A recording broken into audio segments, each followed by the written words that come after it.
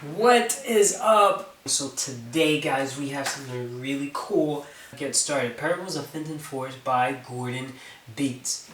So there's an introduction, and there's 1, 2, 3, 4, 5, 6, 7, 8. So there's basically 8 sections to this, and then there's a message from the university, which I'm not sure if I'm going to read that, but we're definitely going to read those 8 sections. And so let's get started, guys, with the introduction. So here's the lands of Fenton Forest. I don't really care about that stuff. I mean, it looks cool. Yeah. Actually, let's stop. This is something really interesting here that we have to, that I would love to point out here. So you got Freddy Fox, you have Oak, Murky Marsh, you have Paddle Pond, you have Crashing Creek, you have Randy Raccoon, you have Fenton Forest, right? So in there's a word for that, and that word is see if I could spell it right. Alliteration. It's alliteration. So let's get that zoom action going on there. Alliteration, and what alliteration means is exactly what we just read. So you have Fenton Forest. The occurrence of the same letter or sound at the beginning of adjacent or closely connected words. So check this out. The alliteration of Sweet Bird Saying. Alliterations are clustered in the last few lines.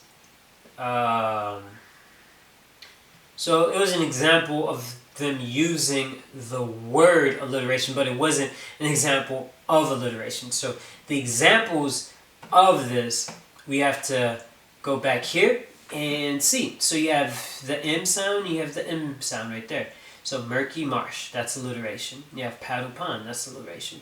Crashing Creek, alliteration. So oftentimes, tongue twisters are considered alliterations. They're usually alliterations. Yeah. Like, yeah. Got a whole bunch of sounds. I'm trying to think of a tongue twister right now. Oh my gosh. How much wood could a woodchuck chuck? Could a woodchuck? Yeah. 1 second.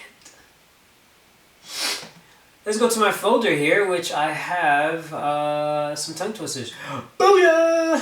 So ready. Okay.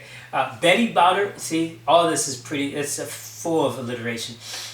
Let's zoom into this. Betty Botter bought some butter, but she said the butter's bitter.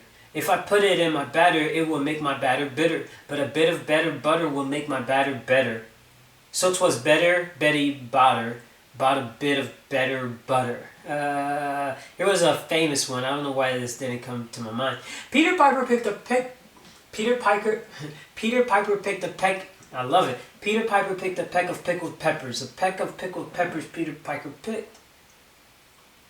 If Peter Piper picked a peck of pickled piper, if Peter Piper picked a peck of pickled peppers, where's the peck of pickled peppers Peter Piper picked?